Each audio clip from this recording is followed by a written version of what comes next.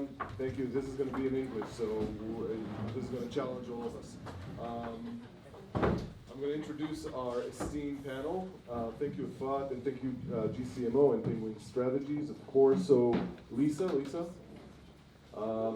is the VP of Marketing at Kaltura, currently overseeing brand and creative, PR, and analyst relations, the company's web presence, digital advertising, working closely with the executive team on corporate positioning, strategic initiative, and unifying corporate story, and a lot more that it's probably going to take me too long to read. Kaltura provides the leading video cloud. Its video platform is used by thousands of global organizations, engaging hundreds of millions of viewers at home, at work, and at school. Today, over 475 videos are played every second using Kaltura.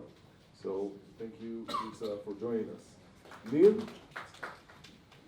Neil, VP of Marketing at eToro since 2016, eTorian since 2011, former head of BI.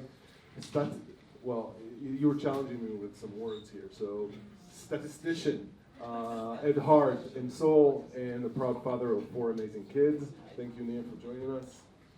Noah, hi. Noah loves to watch commercials more than actual shows. Today, she leads with great passion the brand communication at Next Insurance, educating small business owners about buying business insurance online. With 18 years of expertise in marketing, advertising, and content, including brands like Glasses USA, J-Date, Sprite, L'Oreal, Chevrolet, this storyteller takes pride in authentic and product-first brand building. Thank you, Noah. Don started his career as copywriter in advertising agencies and worked with brands like P&G, Sony, Volkswagen, Microsoft, Intel, Toshiba, Hyundai, and more. He co-founded U-Turn, a social media agency when you couldn't buy ads on Facebook, that later on merged to Grey Group TLV and became head of digital. For the past 6 years, he invests and leads marketing strategies as a strategic consultant and CMO for hire for mostly consumer-centric brands like Easy, Jolt, Van, Jolt, I said it twice, Mapilim, Shukit, and now Bond, the post-purchase company. Thank you, Don. Thank you, everyone, for joining. We're going to start. So we have a lot of content to go through. We prepared really hard to make it more of an interacting panel. We have a lot of videos to show. I hope that we can go through all of this. And I want to leave time at the end also for questions from the audience. But we're going to kick things off. Let me see if this is going to work.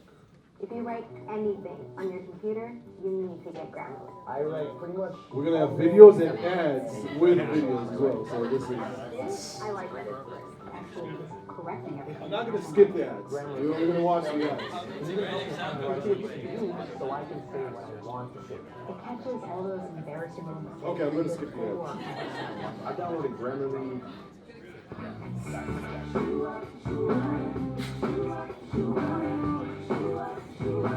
I've got some safety tips that you gotta know. And trust me, it's something that you wanna hear. So when you sit your knees and enjoy the show, before we move into the stratosphere, yeah. So don't just look for your seatbelt, so hang tight and keep your look in that chair until we turn off that light. Turn your electrical devices off as fast as you can. Don't let me ask you again. So tonight, get ready to fly, 'cause we're gonna live it on up in the sky. We're going America knows all the places you wanna be. Fly away with me, fly away with me, yeah. For the 0.001% of you who have never operated a seatbelt before, really? I mean, it works like this. Insert the middle end into the buckle until it clicks, and pull on the loose end to tighten, making sure it fits small and tight across your lap. There you go. To open, lift on the top of the buckle.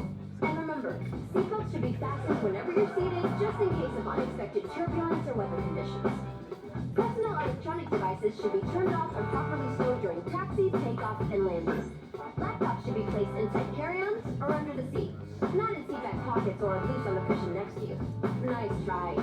Your in-flight team and the sign-in bells will determine when electronics may or may not be used during flight. Yo! I'm going to pause this because we're not in an airplane right now, and I don't know when was the last time you watched a video like this not in an airplane, but Noah chose this video, which is a weird choice, I think we can all agree. So why don't you explain to us what's the significance of this? But before, I want to know who knows this video, who has seen it? Wow, I'm shocked. So most of you haven't. It's a very, very famous video. It's very viral. It's from 7 years ago, actually. And I feel like it was a change of an era, and I'll explain. When you're on a plane, just like Marie said, you're a captive audience, right? So Virgin didn't really need to do something entertaining. They could have done like the ordinary safety video, but they chose to do something different. They chose to entertain you, to give you something fun. And that made the video very memorable and viral. And 7 years later, I'm presenting it here to you. So to me, this really explains how video should be. It should give the audience something. Today, especially with YouTube, Facebook, we're not that captive anymore. We have choices, we can skip, we can move forward. So you gotta give the audience something to stick around for and to listen to your message. And this does that. Thank you. I like to start like this because, first of all, it's unexpected, which is also a little bit of kind of video magic. We've seen video rise in prominence and popularity in the last decade. Personally, I've been hearing people say that video is arriving for years now, but it seems like the last 2 years it actually has arrived. Some quick stats, and the fact that there are so many people in this room only shows that, in my opinion, as well. 81% of businesses use video as a marketing tool, up from 63% over the last year. Users view more than 1 billion hours of video each day on YouTube. 75% of all video plays are on mobile devices. 72% of customers would rather learn about a product or service by way of video. 65% of people use YouTube to help them solve a problem. And more and more and more of those stats just to show how prominent video has become in marketing and in all facets of the business. So the first question to the panel is, what do you think made kind of this, brought us to this kind of tipping point that had made video kind of tip over to become so important in almost all aspects of the business, and primarily marketing? Well, I think that eventually people got lazy. So they got used to have short videos through Instagram and Facebook, and then it moved forward to all platforms. People have no patience to read, no patience for long explanation, and they want something entertaining. I think it's effectively going to the millennials and then the Z generation, but that's the new era. We actually need to fill the gap and keep up the pace. I would say that what really brought on the main shift was this. We now all have a high definition camera in our pocket that we can use at any second. When we started over a decade ago, we were all about creative group video making and all these cool fun things, and it just wasn't happening because the tools weren't there. So I think that now with these amazing computers in our pockets that have really amazing cameras and functionalities, that's one thing. And then the shift of social, just how we interact with each other today. I have a 14-year-old daughter. All she does is communicate through video. It's just the way she operates. So I think that the combination of those two are the main drivers for that. I can maybe just add to the point that we're overwhelmed by messages and want something, like short, quick, like to get the attention. And I think the fact that we're going back maybe into the to the days of the silent movies as well, so we can just sit and stare in some visuals that goes around in motion. And it's a better way, maybe if going from text to deliver a story. So to deliver and to consume stories as well. And it's cheaper today to produce, and you can deliver it. So We'll probably talk about the cost in a minute because I know that people are very interested in the production costs and how much it costs to actually produce videos like this. Anything else on that point before I show another video, or actually two videos from eToro? Okay, so I want to talk a little bit about the use cases of videos. Let me guess. You're too busy to watch this ad. Just like you were too busy. Bad experience. Hold on.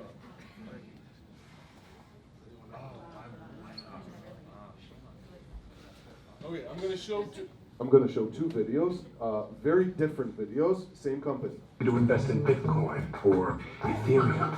Oh, the Gucci boo-boo. What's a Gucci boo-boo? You're a Gucci boo-boo. You think trading crypto is hard? How hard is it to open eToro, pick a coin, and hit trade? Now, maybe you're thinking, but I'm just a food blogger. I can't do this trading stuff on my own. Well, I got news for you, pal. With eToro's social trading, you don't have to. This is called a news feed. It's like your social media feed if your social media feed had things that matter. And if you've got any questions, just ask, observe. Can I pay my babysitter with Bitcoin? But sir, my brain can't handle more than 140 characters. Is there some way you could make things even easier for me? Why, yes, I can. With CopyTrader, just find a top investor on eToro. How about someone with piercing blue eyes and a voice so husky you could pull a sled and hit copy? You. From now on, whenever they make a trade, you make the same trade automatically. Nino! I just made a trade automatically! I'm so proud of you, bestie. So join eToro and start trading the world's top markets. I got a plane to catch. Got it. eToro. Okay, great video. Hold on though. Congratulations are in order. 1 second. I have no financial background. My main profession. Well, I just skipped to the end.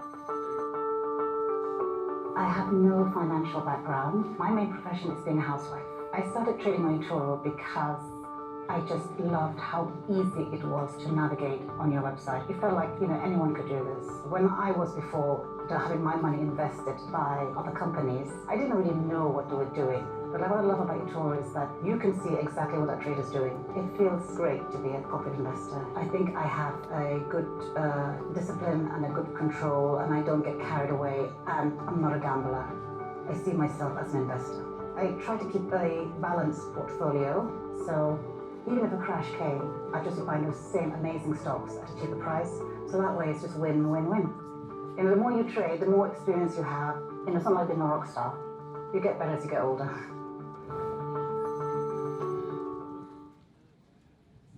Yes, what is the question? Okay, so we've seen two very different, in my opinion, videos, same company, same product. Talk to us about the why and the strategy behind it, how you decide which direction to go. So although it's been 4 years since I started, it's been a long ride and a lot of researchers and searchers after one tone of voice and one video language. Eventually, we ended up with several languages. That some been working better in some platform and the other in other platform. But that's actually you need to be agile. First of all, there are two different videos because they're in two different years. So the second one actually is the testimonial that we put on our homepage. So people actually scrolling down and look for case studies. So we have 4 different case studies like this, and we have more to accomplish. We have lots of usage that we want to do with videos, like tutorials for customer service and the App Store and the Play Store, and etc. So different usages. We try to actually promote them in YouTube and Facebook, but they didn't catch. It was more something like everything that doesn't work actually we call brand performance or brand marketing. So it didn't work. So we put them on our website, and that's it. So everybody that goes to a homepage goes to those testimonials. And the Alec Baldwin is actually a project that's been around for almost, I don't know, a year till we made it. We actually want to grow up and have some more trustworthy in the world, because we're active in Europe and now we're actually active in the United States. Nobody knows us. So we thought that it's better to have a recognized face, and that's what we did. We looked for the right presenter. In terms of performance, it works sababa, and I guess that you know what sababa is. But we have better ones that work even better. It really depends on the culture of the country that we are working with. Just to give you an idea, this kind of creative, by the way, this is the long version. We build it in layers, so we actually can take one of the layers within the video and have shorter videos. Those kind of creative actually being produced in all languages. We support 22 languages to all different channels and verticals and that we actually using, and a lot of length, hundreds per one creative. So it's crazy, and different regulations. There's also that's it. No. I have a question for you. Yeah. So it wasn't planned, but if you take Alec Baldwin out, because I think a lot of companies see this and they say, wow, but this is very expensive. Sorry. So if you take Alec Baldwin out, the commercial is obviously very, very funny, but I think a lot of companies will look at this and say, I can't afford someone so famous. Yeah. What do you think the impact of having someone famous on this video in terms of results? Like, would it be, yeah. So it will be different creative. You know, the whole story was built around Alec Baldwin. I don't know if you know, but he's 65, but he has young kids, and he's really involved with growing them up a lot. He even wanted to have the shooting day at 10 kilometers from his house, so it's crazy. So the entire scene and story is about Alec Baldwin. We have better ones, okay? I don't want to point out to someone that helped us to produce great videos that works amazing on YouTube. In terms of performance, it's not the best video that we have, but it's something that we're proud of. It gives us a lot of respect, and yes, it gives us some long-term. So it's a great segue, because there's a lot to unpack in everything that you just said. So I'd like to focus maybe on one of those. Let's start with the different use cases, because you mentioned different use cases, and I'd love to know the thought that goes into defining the type of video based on the use case. And maybe Lisa, you can help, because we're going to show a video, a video for a different use case that Kaltura produced. But let's talk a little bit about the thought process that goes into matching a video with the use case, and maybe also the channel, because Nia mentioned that as well. Sure, I think, when we talk about video content, and even though we do video technology, we're always expected to do video content as well. But, and I think that the first thing that we ask ourselves, of course, is what's the purpose of this video? At the end of the day, to your question about Alec Baldwin, not Alec Baldwin, it's a matter of what is the purpose of this video. Is this purpose to give you credibility with a known, persona? Is this a matter of just going to excite people with your brand? Are you actually going to want someone to do a specific call to action or something? We're going to show a video that we used for an event that we put on. So you start from the purpose of the video, and then you start developing concepts and ideating around what would be interesting, what would be something that you could, and I love, by the way, the Alec Baldwin video, because it uses humor and it uses emotion, but it also gets the messages across. So I think that you start with your purpose, and from there you develop how you're going to get that message across while leveraging the power of video, which is something so engaging and so fun to actually interact with. Okay, let's see the video first.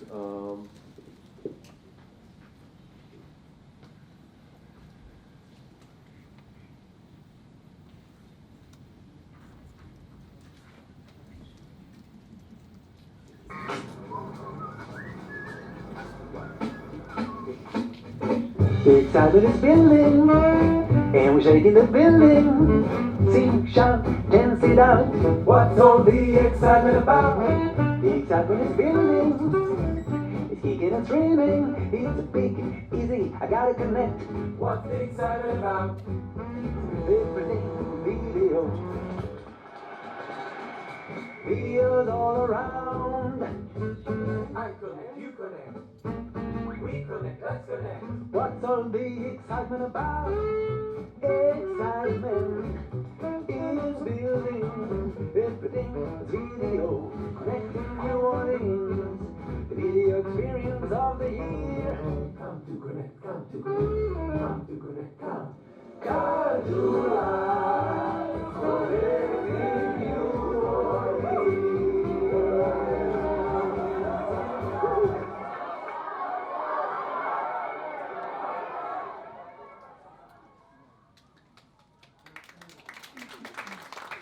Okay, so another very different video, and also we can see a different type of production. For those of you who paid attention, you can see Lisa at the beginning of the video and at the end. So a different type of productions. Can you talk a little bit about this video, the purpose, and maybe the results that you saw from a video like this? Sure. So first of all, a big shout out to Asaf Yaniv, who is our digital creative director, who's here today and really has kind of brought things to a new level. But the goal of this video was to serve as kind of a pillar in our annual customer event, which is Kaltura Connect. And the idea was we wanted to come out with, obviously, a video. It's the Video Experience Conference. We wanted to get people excited about it. We didn't have a lot of budget to spend on it. And we wanted it to be fun, and we also wanted it to be something that we could leverage for months, that we could kind of lead up to the event. And so, like I said, we started with the purpose. We started bouncing ideas around. The conference was in New Orleans. So we wanted to play on the idea of New Orleans and jazz and all the cool things there. We wanted our products to be kind of in there, our use cases, because we're referring to our customers and we have a broad customer base. We're a hard story to tell sometimes and kind of connect all the dots. And we decided to create this in-house. We actually developed the song and the music. We brought in a local band. Luckily, Asaf knows all the cool people around. And we leveraged our employees. So this is done in our offices in Ramat Gan. We brought our employees. We, pinpointed the fun people and anyone who wanted to join. And the results were amazing because it was so much more than just a video for the conference. Everyone felt connected to the event. Everyone felt excited about it. This was our most shared video across employees. It did wonders kind of for, people to feel proud about being a Kalturian and promoting Kaltura Connect.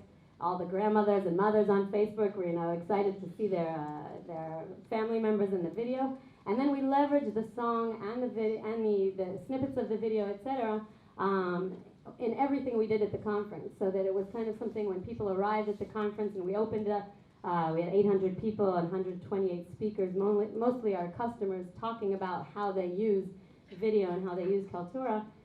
It was great to see and kind of continue that thread, and it gave us a real brand identity for the conference.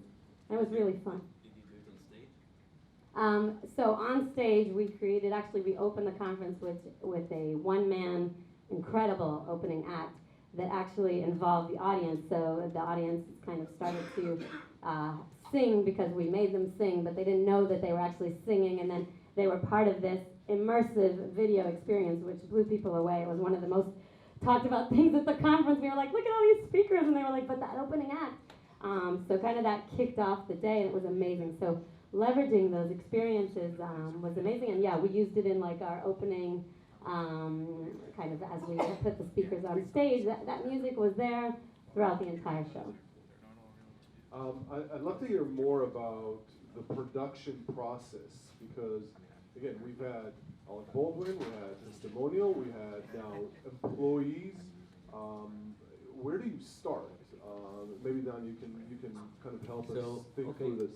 So as I see it, maybe one step before the production and the process and the cost, I think it's like we're kind of a golden age for video makers and marketeers. So I did a lot of marketing videos for brands all over the years. And like 6 years ago, I moved to the startups and like more the product-driven companies. And I think that now it's a great time for us because when you did like advertising, you were talking about brands. So most of brands are like selling almost the same product, and you needed to work very, very hard to create a kind of a new world of content for each brand. So if you're like selling cheese, it's basically the same cheese. If you sell a car, it's like most of the cars are the same, and you need to be very, very creative and a hustler to build like differentiated brands for the exactly same products. So for me, when I started to work on like product-driven companies, it was amazing because you suddenly have again a USP, like a unique selling proposition. Like I don't know if any of you saw like in Mad Men. So at the start of the days of advertising, you were selling something that is really, really, really unique. And I think during when the time passed by, the uniqueness and differentiation became kind of like. When there are so many more out there. Next time, before you book, check on Trivago. Trivago compares live prices from more than 150 different websites to make sure that you find the best price for your ideal hotel. So Hotel? maybe like one of the most boring videos that I ever saw, but like the strategy, and I know it's like a bit from the insights, works very well all over the world, like globally. This is a tactic, and I think what like can be like the worst situation where you don't decide. So you try to do a product-driven video, but you want it to be very, very creative. So you get some kind of a mishmash. I don't know the word in English. There's the word for mishmash, but it's like a mixture between the both. So I'm suggesting all the time. So whether it's going to be like product-driven video, so make sure people understand what the value proposition. It's the only thing that matters, I think, today, and it sells the best. It's just to sell what the product is going to do for the people and what kind of value proposition it's going to have. And the other side is just entertainment and positioning. If you're doing entertainment positioning, don't try to explain or don't accept the video to have like a performance driven or don't measure it by the result of the performance, but measure it by engagement, word of mouth. Try to measure what it's going to be to your brand. So maybe you can show like the video of Billy's, which like it's a brand I love very much. That so like it's a razor company for women. I don't know if you guys know. It's just been sold to Procter & Gamble, I think. So it's a razor company. So the razor, it's yet another razor, but the company was born from a great insight about hair and women and I don't know, and the relationship between both. And it's a great story. Tell us about I can do. Like I'm Argentinian. We have like hair all over, so everything. I'll try to find it because I remember you sent me a link to this.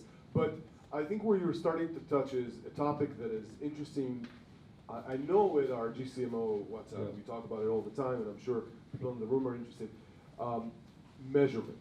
So when we talk about, because Neil also mentioned, oh, this didn't work well there, or you just mentioned, oh, don't measure it with performance, measure it this way.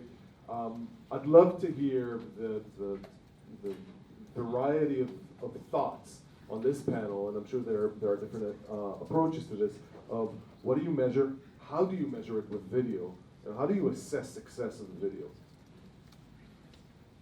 Anybody wants that? Yeah, so it's a great question. I can tell you many times we've started with certain KPIs, and then we kind of got cold feet and just wanted to see sales. It happens all the time when you want to, I don't know, get brand awareness, and then the, CMO or CEO looks at it and it's not generating sales. So yeah, it is really, really important to start with what are your KPIs, and then the creative and everything with that needs to go along with it. At Next Insurance, at the end of the day, we look at ROI, or spent premium. So no matter what we're doing, even if we're doing something that's entertaining, because, I don't know, on YouTube, you want the commercial to be not skippable, you want people to stick around, we're gonna look at sales. The problem with that is that many products take a lot of time, right? There's a big gap between the impression, the views, and then the day that a person decides to buy insurance. So we look at different signals. We'll look at click-through rate, we'll look at visits, we'll look at leads.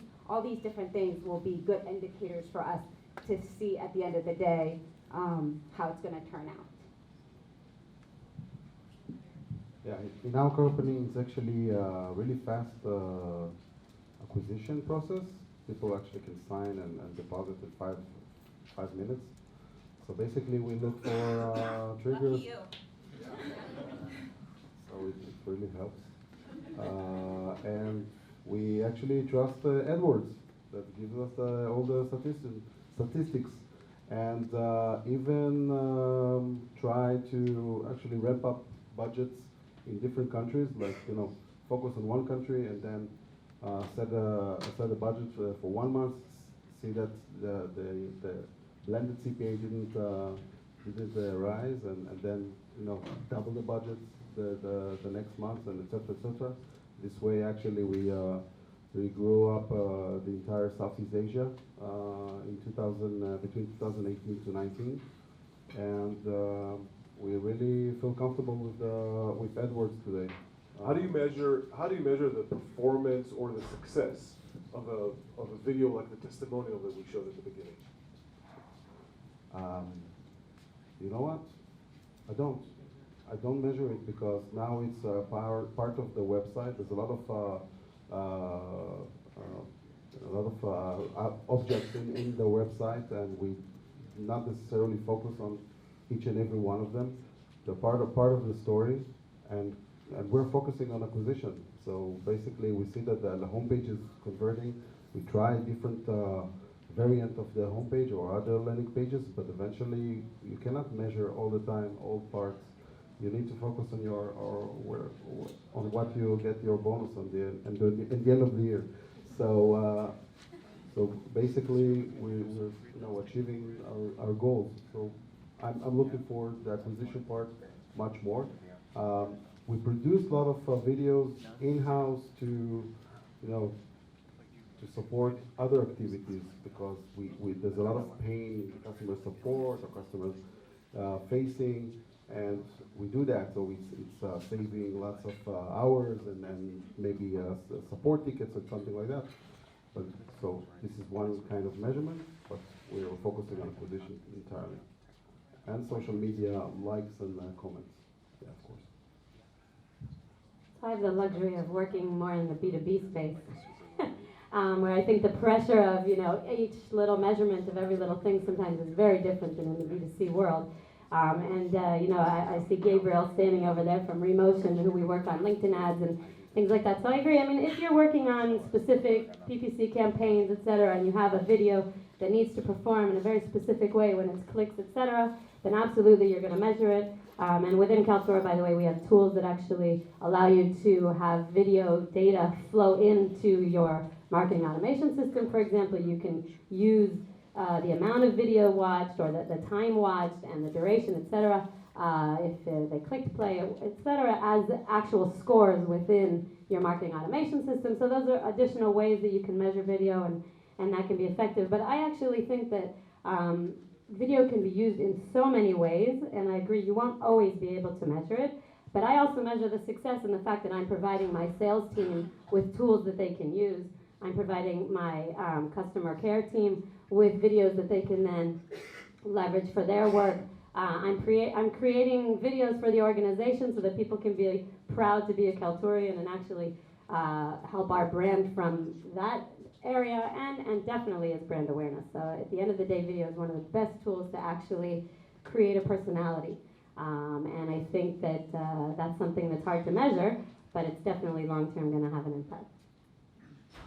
just kind of as one thing that, of course, like measurements like duration, how much time people are gonna watch the video and increase in Google searches and everything. But again, I think that like there are more than one form of video that you can't really measure, and it's going to be part of your brand story. And I think we shouldn't like forget it. So video is a great way to tell a story. It's a great way to build your brand, to bring legitimation, credibility, to entertain, to deliver the values of the brand. It's something that is very, very, very, very hard to do in text. And one last thing that I think that and I learned it when in my time on the social media, when you work with like consumers or customers, it really depends on how much you are investing in the communication towards the consumers.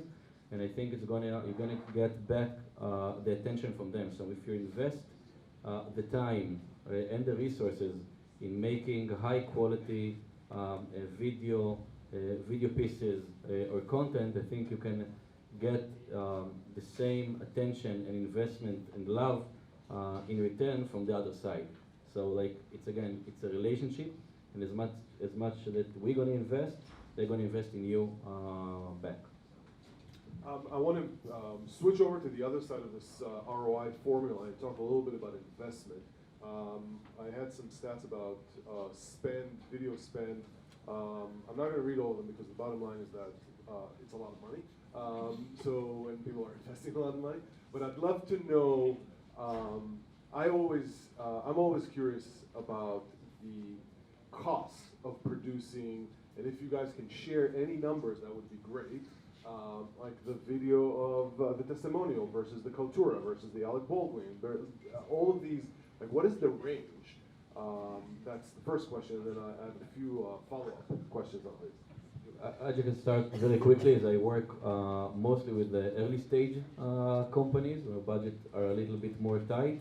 And so I would guess a video, can start with like $5,000, with one man show, one woman show, with a video camera and editing capabilities and scripting capabilities, and you could go for like 3 or 4 hours of shooting in the office, the founding team, explaining something of the product or the company, and it's gonna help a lot. And deliver it on, I don't know, like on Instagram, on your website, etc. And it can goes up and up and up and up until like hundreds of thousands of budgets to produce amazing videos and pay for like the biggest presenters.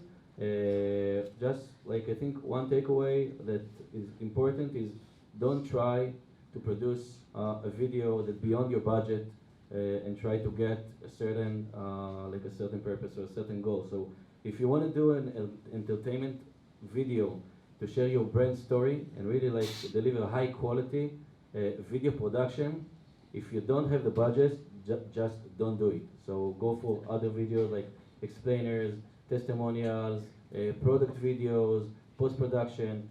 If you want to do like entertainment, you need the budget. You can do, some people can do very low budget, very great entertainment videos, but most of the people, most of the agencies, and most of the teams just hard, so invest the budget in videos that you need to like the positioning and entertainment.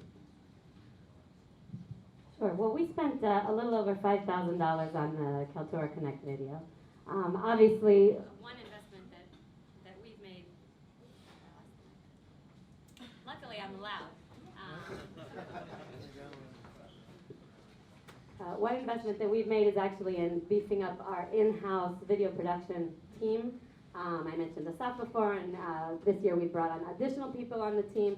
So if you take video seriously, most likely at some point you will want to have an in-house creative team that's actually going to be able to lower a lot of those costs of constantly going outside and doing it. So you can reduce costs there. It's an investment obviously in headcount and some equipment, but ultimately it pays off. I would say though that I think that to Uri's point about how much video is being created now and all the things we've talked about so far, at the end of the day, consumers and people are now very open to almost any type of video. I mean, we'll all watch such crap. And we're open to that low production, that, in a second, that Facebook Live So I would just say, do it. I mean, just start creating videos. We use tools at Kaltura, like Kaltura Pitch, where you send a video message, similar to a lot of things that we're showing here today. And it's like, now when I talk to an analyst, I send them a video message, through an email. And just using video more and more helps you stand out. And you don't have to always have those big budgets, which are fun, I'm sure. We all love the SodaStream ads and things like that. But I think that have fun. Do you want some numbers? Okay. So we spend something like $2 million for production in a year, but it's actually we see it as some media costs, like small percentage out of the total media budget. So it's actually make it work. But there's different layers for production costs. The shooting day and the rights for the presenter, and then the post-production that you need to do, a lot of variants that you need to have. Actually, those are the large costs. We have, through the years, many different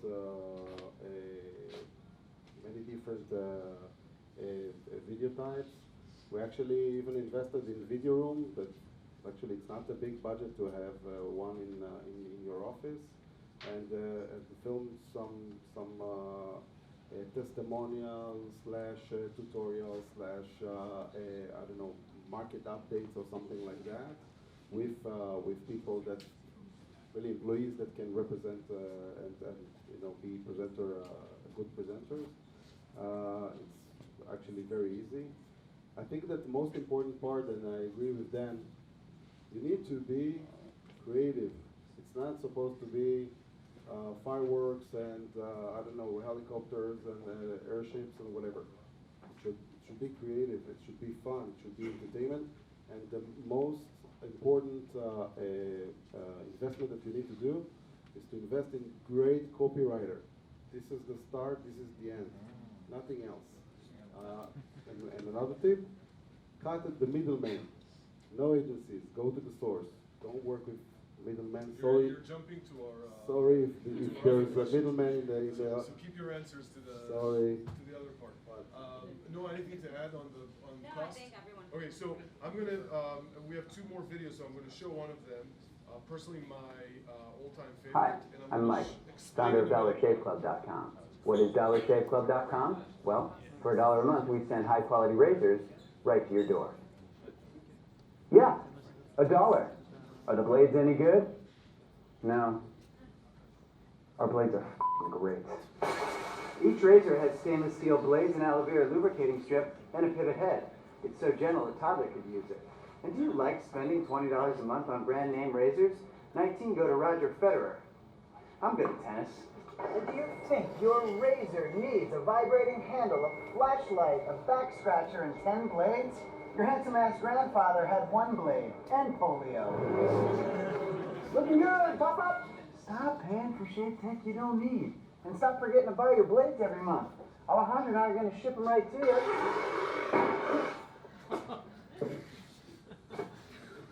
We're not just selling razors, we're also making new jobs. Alejandro, what were you doing last month? Not working. What are you doing now? Working. I'm no Vanderbilt, but this train makes hay. So stop forgetting to buy your blades every month and start deciding where you're going to stack all those dollar bills I'm saving you.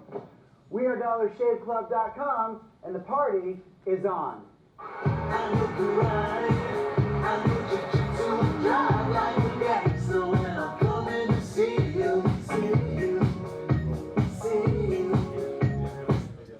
So the reason why I like this video kind of started a lot of the kind of in-house production. It racked up 4.5 million views on YouTube within like a month, and it cost $5,000 to produce. And this was the founder and CEO on the video, and when he was asked, it's now case studies on this, and when he was asked how he did it in $5,000, the real trick is that he had some really good connections. He's also a theater graduate, and he had a really good writer. But I like what Neil said, because He said that the secret here was they spent days on the script.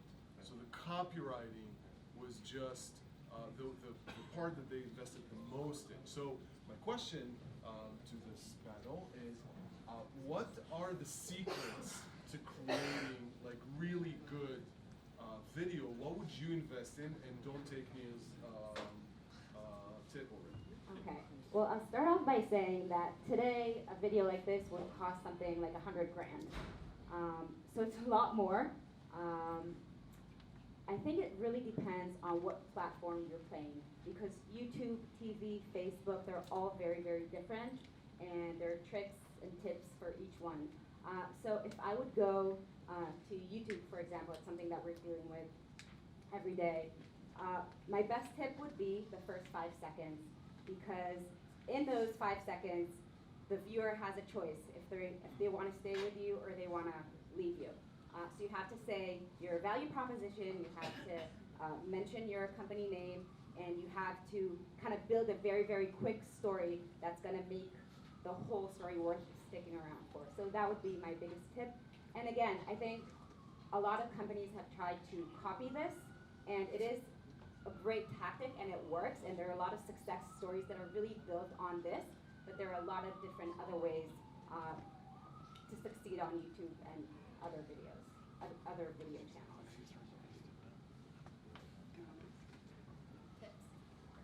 Cut the middleman. By the way, there's a great small production companies that give you one-stop shop. You don't need to work with several agencies so that you know totally combine the entire production. So, I don't know if I can mention some. No, later on if somebody wants tips. I agree with everything that was said. I would add, to Noah's point about knowing your medium. I mean, even things like, if you're going on social media where it's going to autoplay on mute, take that into consideration. Do you need to make sure that those first 5 seconds are actually written if you're putting it on Facebook or on LinkedIn or whatnot? So you really have to know, again, kind of what the goal is. But in general, my one tip would be humor. I love humor. So for me, if you catch me, with humor, then I'm going to remember. I can add just the importance of making it very Instagrammable today. So humor and content is super important, but I think today like visuals and the design, it's super important to catch the eyes of the people. I have one last tip that I think is really important. I think, and I might be jumping ahead, but I think a lot of companies try to go viral. They're trying to do something that's like going to break the internet. That's really, really hard. We're taking like 5 cases here out of millions that have been done. A lot of the product videos or a lot of the videos that aim to sell something, they're not going to be viral, but that really doesn't mean that they're not good, that they're not going to give you the value that you need. So just try to do something that is in line with your brand messaging and that you get your point across as something that the person who's your target audience wants to hear and receive in the right time, the right place, with the right message. Awesome. I want to be conscious of our time and still leave time for questions or maybe another video. So we'll take 3 questions from the audience. If there are any questions. If not, I have many more questions. So, yes. For video, specifically for YouTube, things stand up. What has worked best for you guys in the first 5 seconds? Because those are obviously the most critical, and obviously it's dependent on what you're going for. But is it, just throw out buzzwords to try to catch someone, or humor, or what's works best for you guys? One trick that I have in my previous role in Glasses USA, so we targeted people who wear glasses. We didn't want to pay for people who don't wear glasses. So our first 5 seconds, we said something like, if you're wearing glasses, blah, blah, blah. Like, I don't remember exactly what it was, but just to try to narrow down your audience, so you're getting the people who you want to target to stick in, and the other ones who are not relevant to skip. That's one tip I can give you. The other one is just, again, like I said before, try to be fun enough, but you have to get your name across, because what we've seen is that many people who drop, who skip, they'll still come back to our website. So those 5 seconds are actually a free commercial for us. I agree. Me too. Okay. Yeah. What would you say the average shelf life is for a video? So if you invest in a video, how long afterwards, like how many years afterwards would you say it's relevant before you need to reshoot a new series of videos? That's an excellent question. I think it really depends on the type of video. So, you know, a corporate story, if your brand and your corporate story is kind of going to stay stable, it can last a year, maybe 2. If it's a product video, many times you have to redo it 6 months later because, you know, this screen changed, this flow changed, etc. And I think that's actually something also to take into consideration when you're creating and when you're thinking of budget. So if you're thinking of a video that you want to last for a long time, or, you know, a big story or a big commercial that's going to last, you need to take that into consideration, the shelf life when you're creating, when you're writing the script, etc. If you're creating, you know, something that's going to just help answer a specific question or have you know, a product, then you can also create it in a way that you could potentially later swap out pieces of it, or I mean, but it's definitely something you need to take into consideration when you're creating the videos, and it really matters what type of video you're creating and how long it'll last. I actually have a different perspective on it. Putting aside how-to videos when you're doing commercials, so on Facebook, for example, it really depends on your audience. You're going to get fatigued very, very fast, and you're going to need to get new creatives just because it drops. It's the same audience.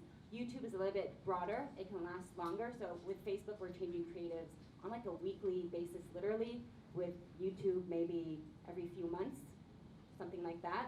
And I would not go for creatives that last. When do you think is the best time to build inside group, like inside video team, and not taking it out? Start now. Yeah.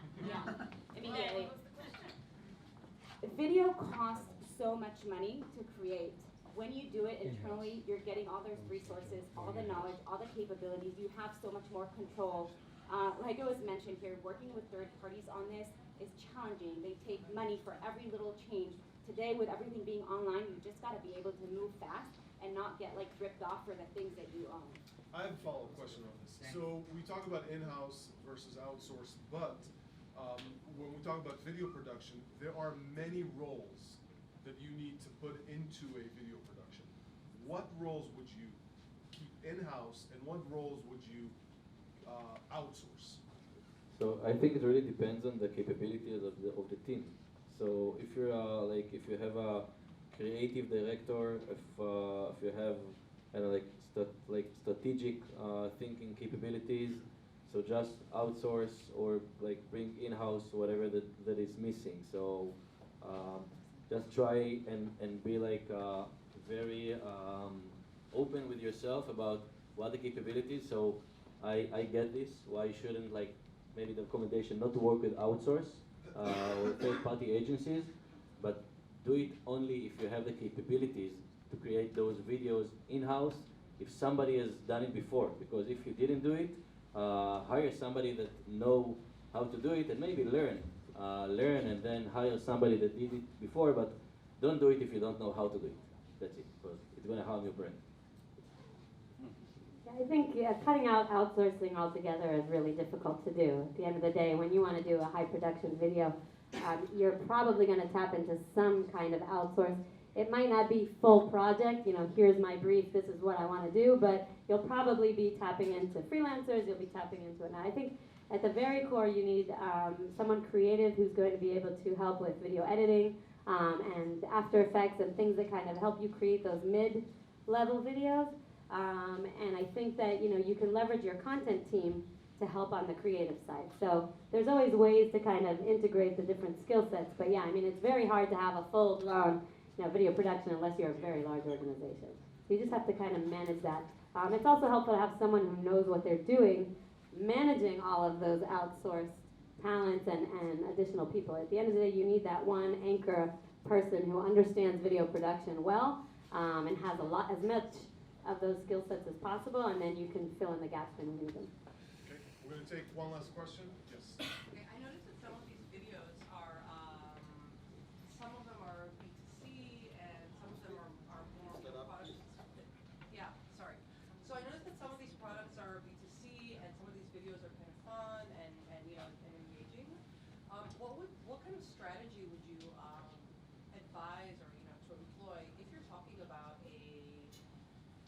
very, let's say, expensive enterprise kind of product aimed to a very, like C-level audience only, and the product itself is super dry, boring, technical.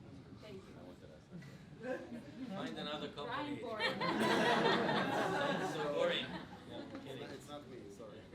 Yeah, I mean, it's a B2B dilemma, I think, for a lot of marketers in the B2B world. Look, the lines between B2B and B2C are blurring, right? And we all see that. At the end of the day, even if you're selling a really dry, boring product to a senior executive, he is a person with children or not, with, you know, things that he loves or not. And you might need to kind of go upscale in the production quality that you do, or you might need to, you know, maybe not do the fun, funky, crazy things. Not every brand can pull that off, by the way, and I think if you try to pull it off and you're not, like, fun at the core, then you're just going to come off really lame. So, I mean, you have to find that voice, but video can serve any medium and any audience. At the end of the day, everyone's watching video wherever they are, and that's where you need to find them. You need to figure out exactly kind of what message is going to work and what type. It might be customer testimonials, for example, that are going to work the best because they're going to see their peers and why they bought this dry, boring thing. Or it might be, you know, a really serious, slick video that just has the CEO speaking about why he's passionate about this thing that you're selling. So I wouldn't discredit video. That's not the problem. The challenge is actually finding how you're going to reach your audience and make sure that you're in line with what you're doing already. Okay, words of wisdom. I'm going to finish with last video for the day. I used to rule the industry. But since everyone started using location-based advertising with Waze, I felt lost. For years, I gave them everything just to bring in customers. Before I knew it, I was yesterday's news. Sad.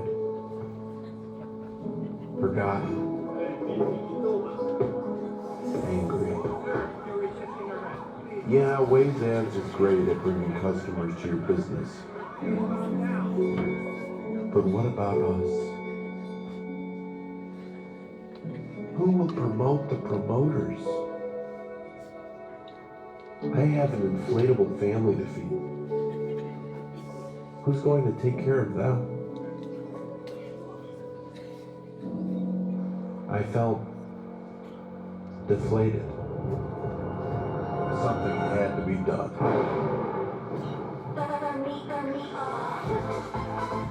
So I opened my own dance studio, which you can easily find. You know where.